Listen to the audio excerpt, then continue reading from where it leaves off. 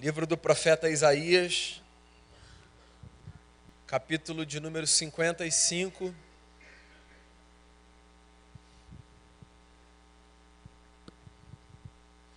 Diz assim o texto: Todos vocês que têm sede, venham para perto da água. Vocês não têm dinheiro? Venham mesmo assim, comprem e comam. Venham, comprem vinho, comprem leite, e sem dinheiro, é tudo de graça. Porque gastam dinheiro em comida ruim? Seu dinheiro ganham com tanto sacrifício em algodão doce. Ouçam bem, comam do bom e do melhor, encham o prato apenas com comida de qualidade. Prestem atenção, cheguem perto agora. Ouçam atentamente minhas palavras que dão ânimo e sustentam a vida. Estou fazendo uma aliança duradoura com vocês, a mesma que fiz com Davi, amor firme, sólido e leal. Eu o levantei como testemunha para as nações, fiz dele um príncipe e um líder de nações. E agora estou fazendo o mesmo com vocês. Vocês convocarão nações das quais nunca ouviram falar, e nações que nem sabiam da existência de vocês virão correndo para cá, por causa de mim, o Eterno, porque o Santo de Israel honrou vocês. Busquem o Eterno enquanto ele pode ser achado, orem a ele enquanto está perto, que os maus abandonem sua forma errada de viver, e os perversos sua forma de pensar, que eles voltem para o Eterno, que é misericordioso, para o nosso Deus, que é generoso em perdoar. Eu não penso como vocês pensam. Sua forma de agir não é a forma de eu agir. Decreto do Eterno: assim como o céu está acima da terra, assim meu modo de agir está acima da forma de vocês agirem, e meu modo de pensar está acima da forma de vocês pensarem. Assim como a chuva e a neve descem do céu e não voltam sem antes ter irrigado a terra, cumprindo a tarefa de fazer que as coisas brotem e cresçam, produzindo sementes para o agricultor e comida para os famintos, as palavras que saem da minha boca não voltarão vazias para mim. Elas cumprirão a missão de que as incumbi e cumprirão a tarefa que lhes dei. Vocês sairão com alegria, serão conduzidos a uma vida plena. Os montes e colinas vão conduzir o desfile, transbordando com canções. As árvores da floresta vão se juntar ao cortejo, sem economizar aplausos. Acabaram-se os espinheiros, agora só há pinheiros. Acabaram-se as roseiras bravas, agora crescem as murtas.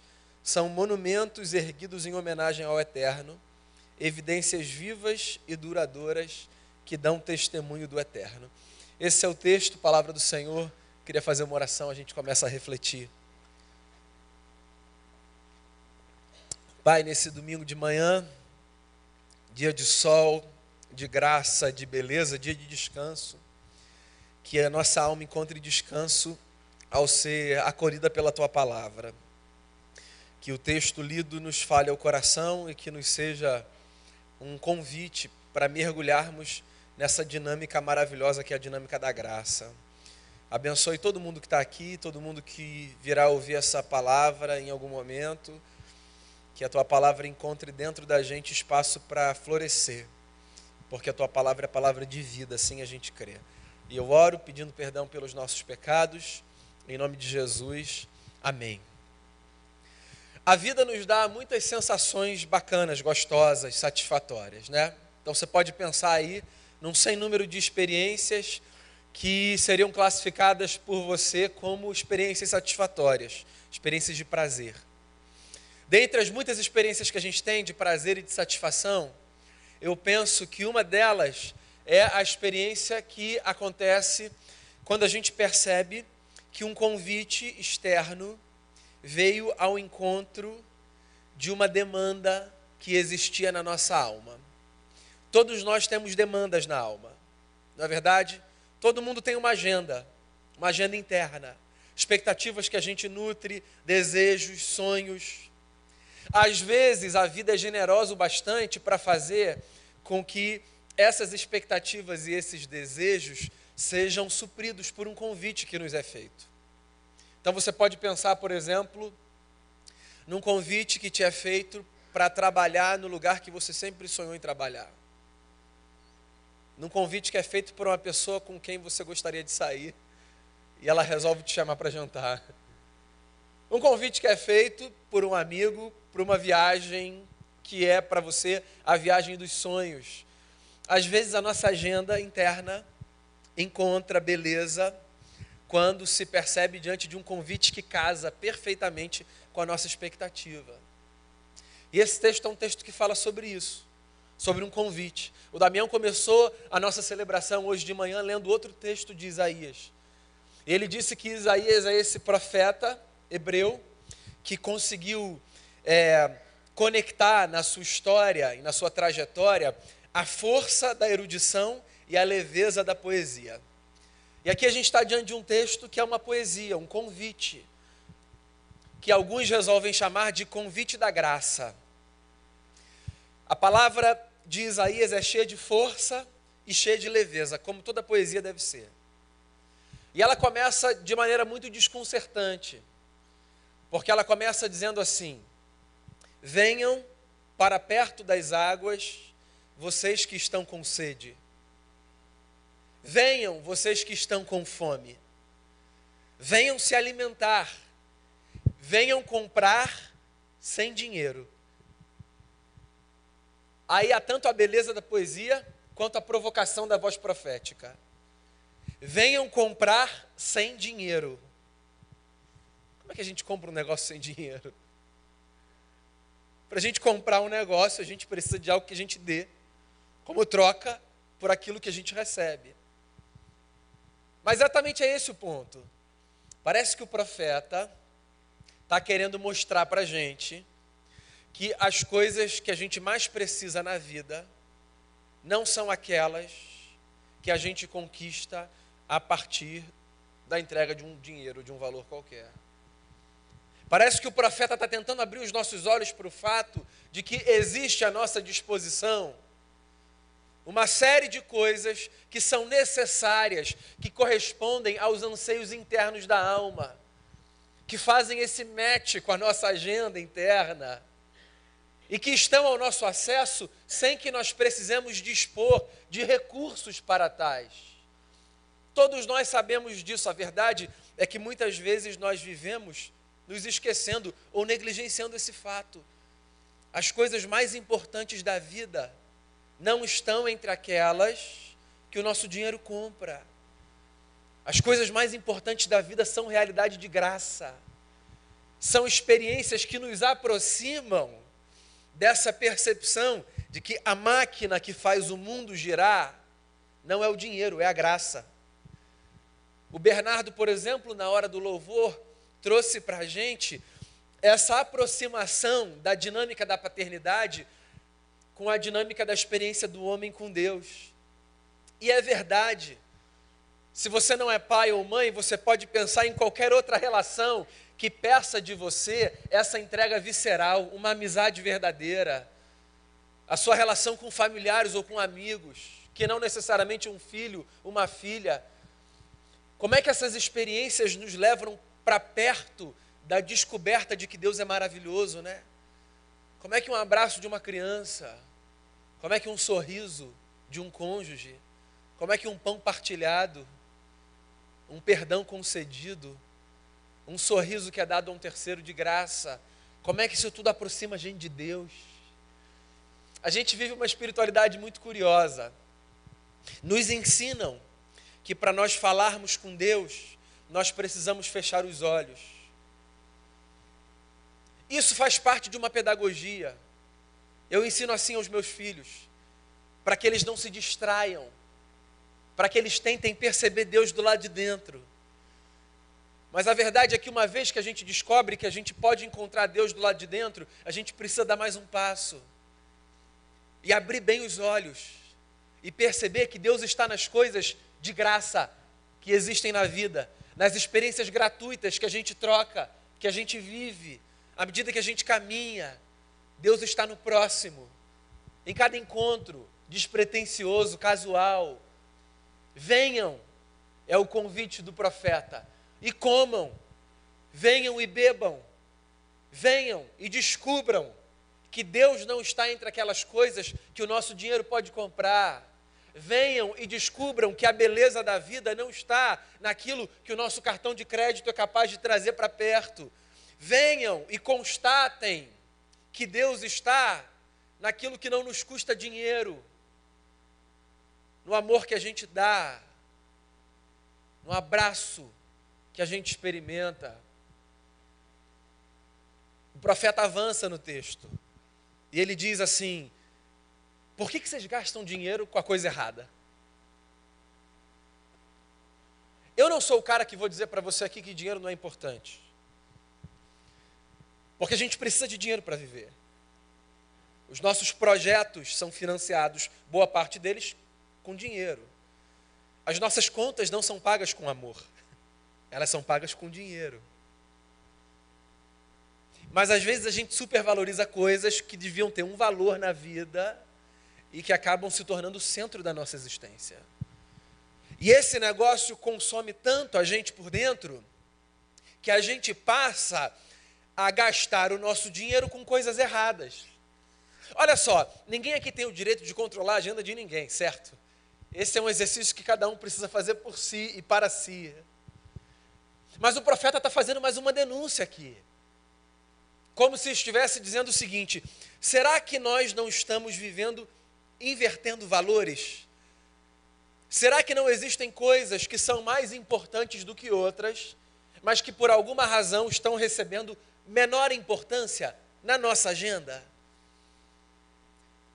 A vida faz com que a gente precise necessariamente rearrumar o foco vezes sem conta. E é curioso porque às vezes nós achamos que as coisas mais maravilhosas estão nos ambientes mais sofisticados, quando não necessariamente é assim. Há poucos meses eu me mudei de casa, e quando eu fui visitar esse lugar para onde nós iríamos morar, onde hoje moramos, eu, Denise e os meninos, eu vi do lado da casa, dentro do condomínio que a gente mora, uma quadra, e eu já sonhei os meus filhos brincando ali, e eu disse assim: puxa, daqui desse quarto, da janela, eu vou poder olhar e ver se está tudo bem com eles. Esse lugar é perfeito. Aí a gente foi para lá. E a quadra está ali. E o meu filho insiste em brincar de futebol num quintal de 4 metros. Um dia eu perguntei para ele tem 5 anos: Felipe, por que a gente está brincando aqui, cara? A quadra está aqui do lado. Ele disse assim: papai, é muito mais legal só eu e você aqui dentro de casa. Convenceu, claro, muito mais legal mesmo. A gente destrói todas as plantas, mas é muito mais legal. Eu penso na quadra sofisticada, cercada, bonita. E ele pensa num espaço onde estamos os dois.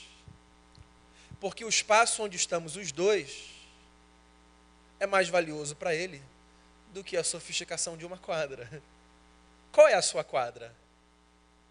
Que tomou na sua cabeça um lugar mais importante do que o espaço simples, mas que representa a intimidade de 2, de 3, de 5.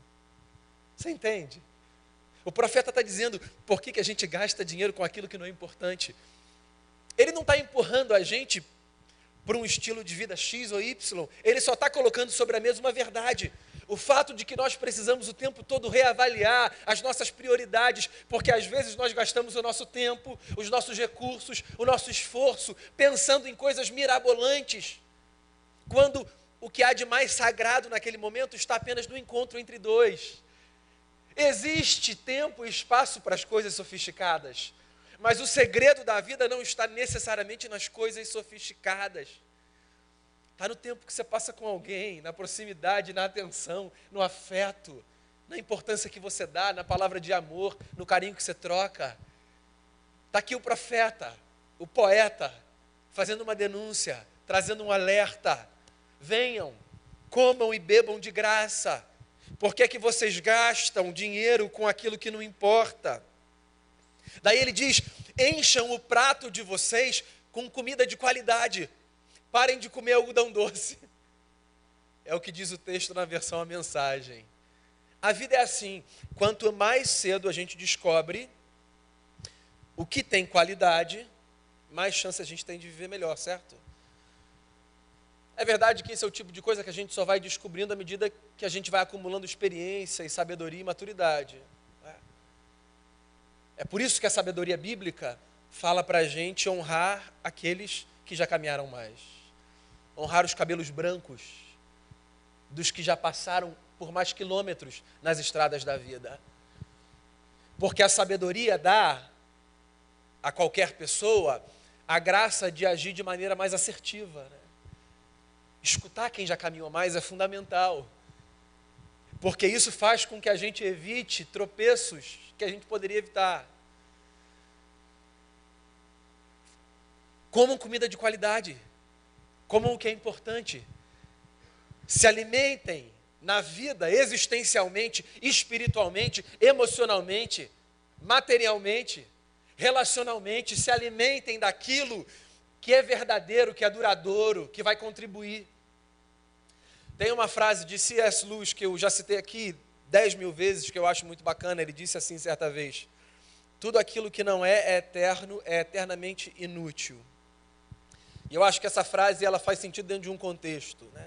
Existem coisas que são passageiras, que são efêmeras e que são fundamentais à vida. Ou seja, essa fala do C.S. Lewis não é um convite para a gente abandonar tudo aquilo que é fugaz. Existem coisas que são passageiras, mas que constituem a nossa vida. Há experiências que dizem respeito apenas a esse pedaço de existência que a gente vive aqui na Terra e que são essenciais. Mas existe um problema quando a gente reduz o foco dos nossos esforços, da nossa atenção e a nossa energia apenas naquilo que passa. Jesus de Nazaré disse isso certa vez. Ele disse o seguinte: não acumulem tesouro num ambiente onde o ladrão pode roubar, onde a traça pode destruir. Acumulem tesouro no céu. E eu queria que você pensasse em céu, não apenas como essa realidade para além. Não é Jesus dizendo o seguinte: não faça nenhum investimento aqui, nem cuide de nada aqui, deixa para a gente cuidar de tudo que tem a ver com o lá. Céu não é o lá. Céu também é na nossa vida tudo aquilo que é intangível, tudo aquilo que não pode ser roubado, tudo aquilo que não pode ser perdido. Céu não tem a ver apenas com o lugar para onde a gente vai. Céu tem a ver com uma dimensão de existência, com a percepção de que existem coisas na nossa vida que podem permanecer para sempre, com a descoberta de que existem elementos da nossa existência que não serão destruídos. E por isso a gente precisa gastar parte do nosso tempo e da nossa energia com essas coisas, coisas que não vão ser roubadas. Céu tem a ver com o caráter que a gente constrói, você entende? Céu tem a ver com o trabalho que a gente tem para moldar o nosso temperamento a partir dos nossos valores. Isso é celeste ou é infernal, dependendo do tipo de trabalho que você dedique à construção ou à desconstrução disso tudo. Cuidem de comer comida de verdade. Cuidem de se alimentar daquilo que não passa, daquilo que permanece. A gente passa muito tempo construindo coisas que não servem para quase nada. E eu acho que esse é um exercício que a gente precisa fazer. Eu já contei essa experiência aqui. De uma vez, eu conversar com um adolescente que resolveu abrir o coração acerca da sua relação com os seus pais. E aí, ele me disse assim, abre aspas: eu passei a minha vida inteira sendo entre os meus amigos a primeira pessoa a ganhar todos os brinquedos novos que eram lançados. Saía um brinquedo, eu ganhava. O videogame novo, estava na minha casa. O jogo novo, eu tinha. E eu sempre recebi tudo do bom e do melhor. Mas sabe o que eu queria? Que meus pais nunca me deram. Um abraço. É estranho ouvir um negócio desse, né? Um abraço. O videogame é bacana, mas o abraço é a comida de verdade. O brinquedo é legal, mas o afeto é o que não vai passar. Por que vocês gastam dinheiro com aquilo que não é importante, diz o profeta? Comam comida de verdade. Daí o profeta vem com uma boa notícia. Ele diz assim: eu, o Eterno, farei com vocês uma aliança duradoura, como eu fiz com Davi, o grande rei de Israel. Eu, o Eterno, tenho um negócio para oferecer para vocês. Amor firme, sólido e leal. Tem duas coisas bacanas aqui nesse texto, pelo menos. Primeiro, o profeta dizendo que Deus oferece para a gente aliança eterna ou aliança duradoura. Esse negócio é muito subversivo, porque aliança é um negócio do que a gente não entende. Por que a gente não entende de aliança? Porque a compreensão de aliança pressupõe a capacidade de nós lidarmos com o tempo que nós não sabemos lidar, que é o tempo futuro. A gente só sabe lidar com o presente, certo? A gente pensa o futuro, a gente sonha o futuro, mas todo o tempo que a gente tem é o presente. Eu não sei se você já percebeu isso, mas isso gera uma angústia na gente. Então você já deve ter participado ou da sua cerimônia de casamento, ou ido à cerimônia de alguém. Num determinado momento, os noivos, diante dos convidados, diante do celebrante e diante de Deus, fazem um voto de jura de amor eterno. Como é que é esse negócio? Eu acho esse negócio interessante, porque ele é muito fonte de angústia. Tem um psicanalista chamado Christian Dunker, que ele diz que a jura de amor é a nossa tentativa de lidar com a incapacidade de contermos no presente um sentimento que é muito maior do que ele. Aí a gente fala assim, eu vou te amar pro resto da minha vida. E essa fala é verdadeira, ela é legítima, eu acredito que seja. Mas ela põe sobre a mesa uma angústia, o fato de que nós não conseguimos controlar esse sentimento que vai se desenvolver, certo? A gente não consegue controlar absolutamente nada. Quando a gente diz que a gente vai amar uma pessoa por toda a sua vida, do que a gente está falando? Que controle é esse que a gente tem sobre os nossos afetos, sobre as nossas emoções, sobre os nossos sentimentos? A palavra eu vou te amar para sempre é uma palavra de fé. Só quem entende de eternidade é capaz de falar com propriedade, eu vou amar você para sempre. A gente que só vive o presente, amarra no futuro os nossos sentimentos como uma forma de lidar com a nossa angústia. A gente não quer pensar na possibilidade de perder, na possibilidade de romper. E aí a gente pega o que é presente, porque tudo que a gente tem é o presente, e a gente joga lá para frente. E aí o que a gente faz? A gente procura viver amarrado a essa fala, a esse voto, nutrindo esse sentimento. Mas justamente porque a gente não tem controle sobre o desenrolar da história, por mais sincera que seja a nossa palavra, ninguém tem coragem de garantir que o futuro vai ser exatamente aquilo que alguém disse em algum momento do passado. Você já pensou nisso?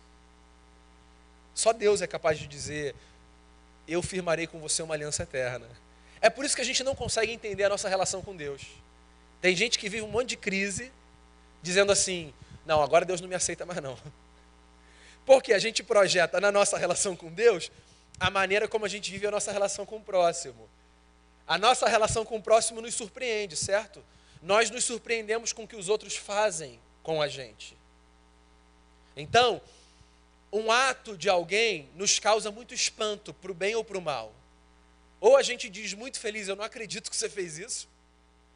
Ou a gente diz muito triste, eu não acredito que você fez isso. Porque o futuro para a gente ali é uma incerteza. E aí a gente acha que assim como os atos nos pegam de surpresa, eles fazem isso com Deus também, mas eles não fazem isso com Deus. Deus conhece todos os seus vacilos, passados, presentes e futuros. Você já parou para pensar nisso?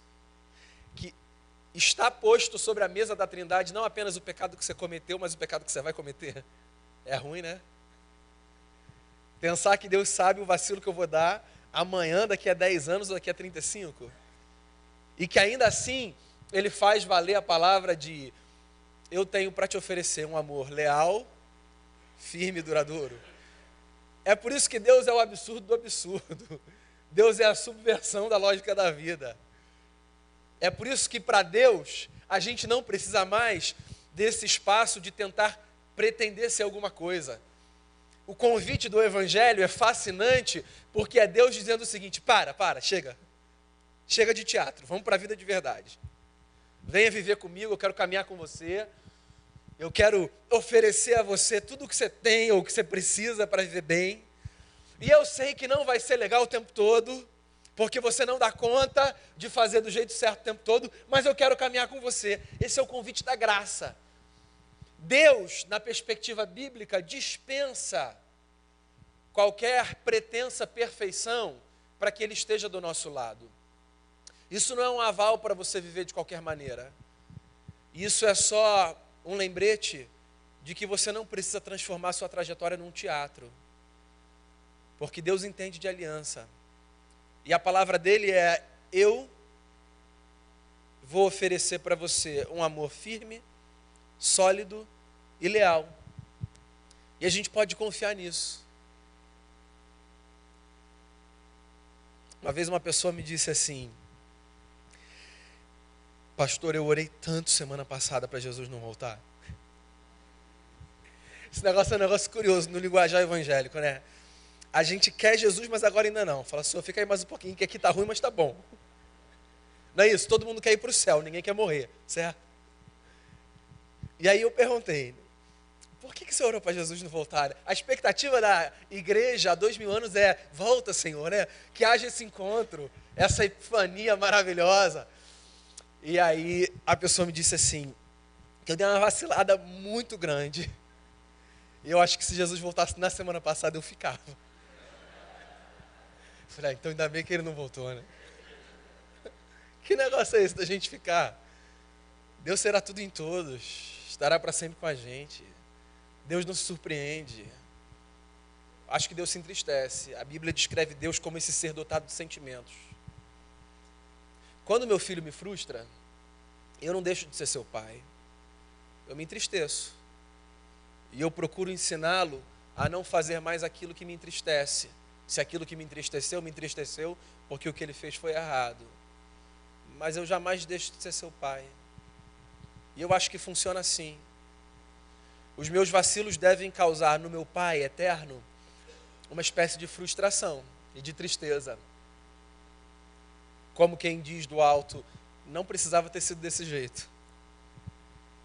Mas Deus não é desse tipo que diz, não sou mais seu pai. Nós é que, como crianças de 5 anos, como meu filho mais novo, achamos que perdemos a condição de filho por alguma razão. Porque filho é filho. E filho vai ser filho sempre. E você nunca vai deixar de ser filho. Por sinal, eu nem perguntei se você quer ser filho, né? Eu acho essa abordagem uma abordagem até meio maluca, evangélica. Você quer ser filho de Deus? A gente não escolhe ter um pai, a gente só descobre que a gente tem. Ele é o nosso pai. Ele é o meu pai, ele é o seu pai. E quem nos deu a possibilidade de sermos filhos foi o nosso irmão mais velho, Cristo Jesus. Que Paulo diz que deixou de ser o unigênito para ser o primogênito de toda a criação. E agora a gente tem uma família. E Deus é o nosso pai. E isso não custou dinheiro para a gente. E a gente não compra essa coisa. Esse negócio é graça. O banquete está posto sobre a mesa. E há um lugar vago para mim e para você.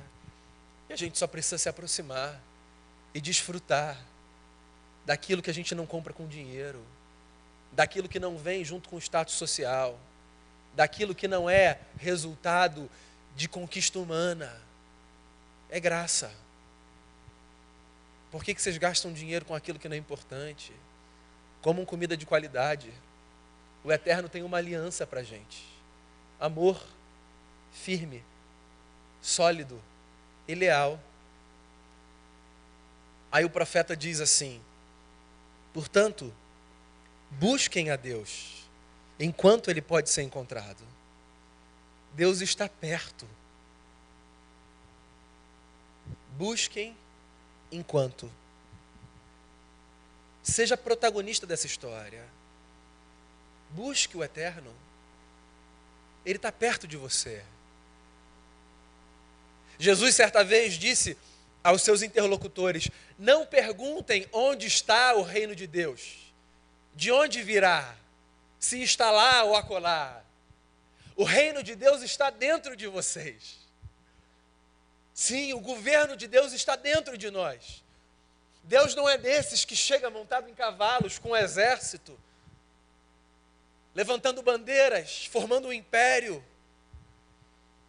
Esses são alguns que se dizem amigos de Deus e que acham que Deus tem essa agenda, mas isso é história para um outro dia. O reino de Deus está dentro da gente. O reino de Deus nos permeia, nos perpassa. O reino de Deus está aqui, dentro de nós, entre nós. Deus está na face do meu próximo. Busquem o eterno. Parem de olhar para cima, dizendo: Deus, de onde virás? Me dê um sinal. Me mostre a tua face. Deus está aqui.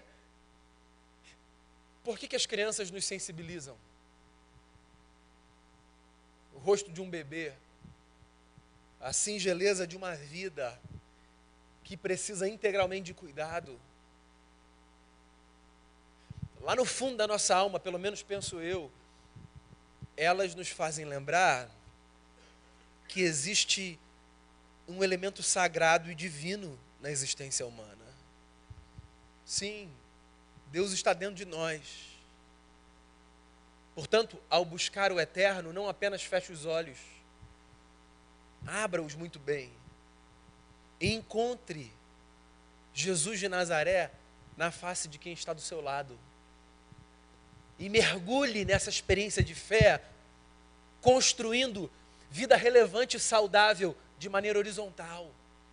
Seja um bom cidadão, seja um bom filho, um bom pai, uma boa filha, uma boa mãe, seja um bom amigo, seja um bom irmão, seja um bom patrão, seja um bom empregado, seja bom no que você faz, de tal forma que aconteça o que no final do texto o profeta diz que vai acontecer.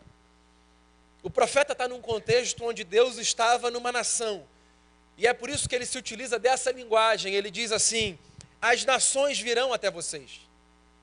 Nações que nunca ouviram falar de vocês, virão a vocês. Vocês serão conhecidos de todos os lugares. Por detrás desse discurso está a força de uma expectativa de que a vida daquele povo fosse tão cheia de Deus, que despertasse curiosidade de gente que nunca parou para olhar para eles. E eu acho que esse é o grande desafio da nossa vida. A gente tem uma existência tão cheia de Deus, que pessoas olhem e talvez digam: vem cá, me fala, o que é? O que você tem? Esse ano eu vou celebrar o casamento de duas pessoas que me são caras, uma das quais, certa vez, se sentou diante de mim e depois de uns 2 anos de convivência, resolveu me contar um pouco da sua trajetória. E esse cara tinha, àquela altura, uns 15 anos. E eu lido com gente o tempo todo, quer seja aqui, quer seja no consultório, e o que significa que eu acho que eu já aprendi, em alguma medida, a lidar com histórias alheias, de tal forma que elas não me dilacerem por dentro, em alguma medida. Aquela história acabou comigo e com o meu dia. Porque eu pensei: não é possível que alguém com 15 anos tenha vivido tudo isso que eu estou ouvindo. Foi o que eu pensei, mas você sabe que é possível, né? É evidente que é possível. Enquanto eu tentava me recompor daquela fala, né, que eu escutava, eu só consegui fazer a ele uma pergunta, que foi a seguinte: vem cá, como é que você consegue dar esse sorriso todos os dias? Como é? Porque existem histórias que nos fazem acreditar que a partir daquela vida um sorriso será impossível assim, para o resto da sua existência. Né? Não é? Daí eu ouvi o óbvio, mas que era o óbvio que eu, um pastor, precisava ouvir. Um menino de 15 anos disse, ah, pastor, não sei não, só Deus. É, isso aí. Rasguei todos os meus livros de teologia e falei, vou aprender com essa... Mas é isso. É isso. É Deus. É Deus. Porque quando o caminho dá todos os sinais de que a história vai ser a história da desgraça, e você percebe alguém conseguindo se recompor em face disso, eu só tenho uma resposta. É Deus. Esse Deus cujos caminhos são mais elevados do que os nossos. Esse Deus que tem pensamentos que os nossos não atingem. Mas esse Deus que faz da gente um testemunho. Eu estava diante de um testemunho. A fé faz isso às vezes. A fé, ela coloca a gente às vezes diante de situações onde explicações não cabem. A mente moderna tem muita dificuldade de lidar com isso, né? Nós somos modernos do ponto de vista intelectual. A gente está vivendo a pós-modernidade, mas a nossa formação é moderna, certo? Nós somos pós-iluministas.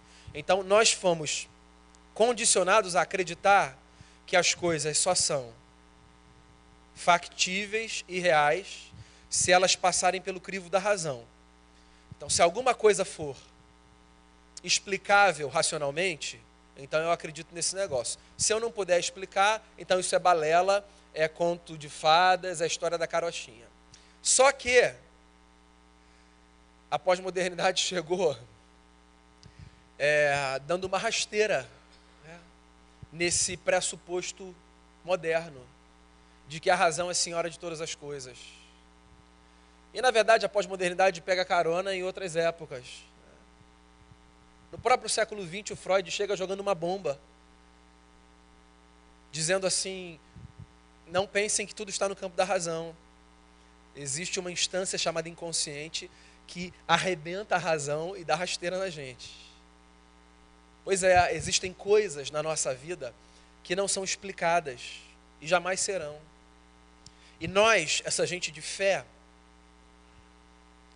nós acreditamos que parte da nossa experiência com Deus está nessas coisas que não se explicam. E é por isso que eu olho para um menino de 15 anos que diz assim, ah, pastor, não sei não, só Deus. E eu acredito do fundo do meu coração que essa resposta não é uma fuga. Pelo contrário, essa resposta é um encontro. Essa resposta é o cumprimento de Isaías 55. Busquem a Deus e vocês o encontrarão. Porque chega uma hora que eu largo meu microfone aqui, ó. E que passa a ser uma história sua de Deus. E que não tem a ver mais com o que você entendeu ou deixou de entender. Tem a ver com um mistério de que o Deus que não pode ser contido nos céus resolveu entrar na gente. E fazer uma bagunça para rearrumar a nossa casa. E resolveu nos mostrar que existe um banquete posto sobre a mesa.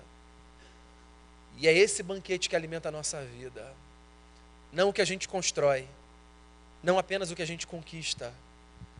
Não apenas o que nos dão. Existe um alimento que sacia a nossa alma. A boa notícia é, guarda o seu dinheiro. Guarda o seu cartão. Guarda o seu currículo. Guarda o seu status social. Guarda o seu pedigree. Ou qualquer coisa que você acha que seja importante para abrir portas para você. Porque quando a gente está falando de Deus, as portas e as janelas, como diria Marisa Monte, estão abertas para a sorte entrar. Está tudo escancarado. Deixa o vento da graça soprar sobre você. E venha se alimentar daquilo que é comida de verdade. Que Deus alimente a sua alma. E que o convite da graça encontre na sua agenda interna esse match. Dê um encontro hoje de manhã entre você e o Eterno. A graça está aí. Hoje é manhã. E manhã sempre traz consigo a boa notícia de que novas coisas podem acontecer. Vamos ouvir uma oração cantada? Depois eu oro com você.